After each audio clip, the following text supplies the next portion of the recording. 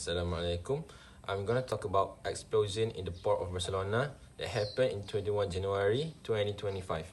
Okay, an explosion and subsequent fire occurred at a storage terminal when the port of Barcelona, killing one person and critically injuring another. The incident happened at a terminal of terminals portuarias SL Tepsa, a company that handles storage and shipping of bulk liquid products, including chemicals, biofuels, and fuels. The incident happened specifically at the mall De Energia dock in the port of Barcelona. The work at the time was being done by maintenance personnel, that a subcontractor company performing hot work we call welding on a tank. Okay, so the next I'm gonna talk about the chronology of the events. At morning before 10 and 10 a.m., the maintenance work was underway at a tank owned by Tepsa at the Mall de Energia or Energy Wharf of Port of Barcelona. The work was being done by an external maintenance contractor. At 10 and 10 a.m. local time, the explosion happened, and shortly after 10 a.m., fire broke out in or because of the tank. Emergency services began to be alerted. TEPA safety or emergency protocols were immediately activated. At 10 and 30 a.m., firefighters, that is 14 units and medical emergency teams for 11 units were deployed to the scene. Shortly after, authorities established safety perimeters and nearby businesses confined their staff as a precaution, and the fire was eventually extinguished. Okay, casualties. One person died, another was critically injured, severe burns, transferred to hospital. Two others were suffered minor injuries and were treated on site.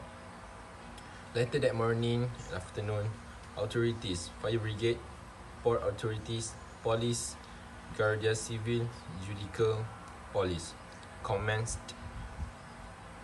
investigation. Emergency or chemical risk alert plans activated. Example, place CAT.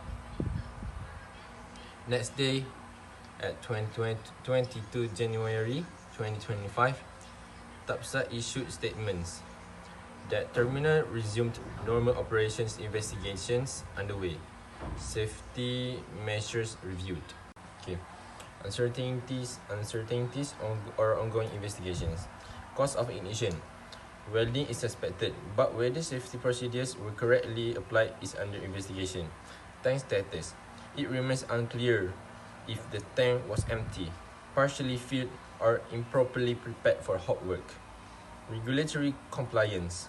Investigators are checking whether TEPSA or contractors comply with Spanish port safety laws and environmental permits. Liability. Judicial investigations determine if negligence by TEPSA contractors or both played a role. Next, I'm going to talk about findings established by authorities. First, what exploded or chemical involved. The tank that exploded contained methyl acetate, a highly flammable but not highly toxic chemical, and the explosion occurred during maintenance work or welding being carried out on that time by a contracted third party. Okay, second, timeline or response. The explosion happened at 10 and 10 a.m. local time. Immediately, emergency response protocols were activated. Firefighters and medical services were dispatched. The fire was extinguished after the explosion. A safety perimeter was set. Nearby businesses confined staff. And the last one, casualties or damage. One person died. Another was critically injured with severe burns. A few others had minor injuries and were treated on site. That's all. Thank you, my friend Amirul, for the presentation just now, and I will continue with regulatory inspection prior to incident. In an environmental inspection in September 2023, The Catalan Environmental Authority found that TEPSA did not comply with several conditions of its integrated environmental authorization. However, TEPSA has claimed that those breaches were not directly related to explosion and that all their safety inspection for chemical accident risk had been passed. After that, we're going to protocol work and risk to public. Authorities have stated that there was no risk poisoning for the general population. Emergency plans and port self-protection, safety, and emergency protocol were activated and considered to have worked as intended. Next, we're going through hierarchy table of tank explosion or Port of Barcelona. The first activity or task that we can see here is welding on chemical storage tank, or which is known as the work that contain heat, flame, and sparks. Also, we can identify the hazard, which is presence of flammable vapor inside the tank, or for example is methyl acetate. The risk that we would face is contain explosion, fire, fatalities, severe injury, property or environmental damage. And also, this activity also poses a high risk to us, and we must avoid a lot of exiting control that we can know. But in this presentation, I'm going go through for these two, which is permit to work, PTW, or firefighting team nearby. Plus, we also got some recommended control to ensure our personal safety is protected.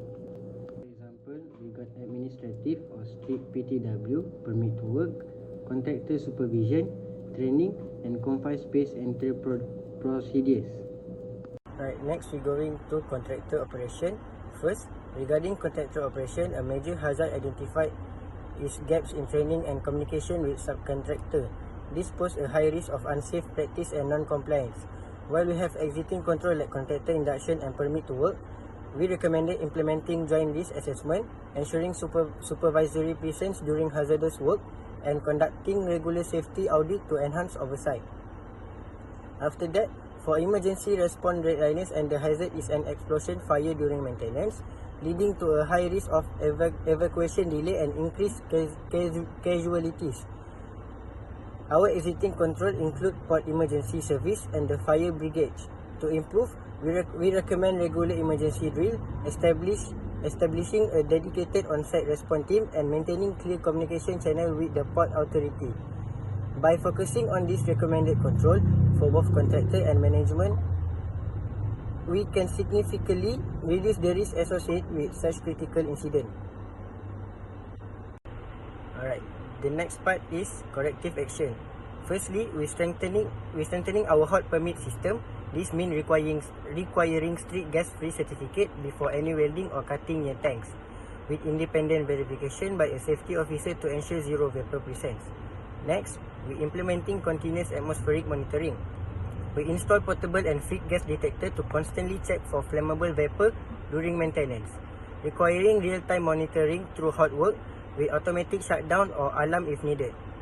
Thirdly, we enhancing contractor safety management. This involves mandatory joint risk assessment with contractor before hazardous tasks and providing specialized training in confined space entry, chemical hazard, and hot work procedure. Finally, we improving emergency preparedness and response. We conduct regular emergency drill with worker, contractor, and port authorities, while also strengthening on our site firefighting and rescue capabilities until external help arrives. These actions are vital steps toward a more secure and resilient operation. Alright, the next one we're going to human impact. Firstly, and most tragically, the human impact, we lost one worker, another critical burn, and several more injured. Beyond the physical, the psychological trauma on co-worker and contractor is significant and lasting, a solemn reminder of our responsibility. Next, we're going to operational and economic impact. Secondly, the operational and economic impact. This incident caused a temporary disruption of port and TEPSA operation. The financial repercussions are substantial, encompassing emergency response costs, investigation expenses, equipment damage, and the potential of significant for compensation and insurance claim. Finally, and lastly, the reputational and regulatory impact. TEPSA is now under intense scrutiny, and not just for this incident, but also due to prior environmental breaches.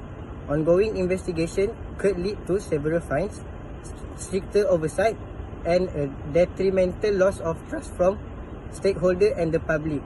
These are serious impacts where we must address comprehensive to ensure such an event is never repeated. Thank you.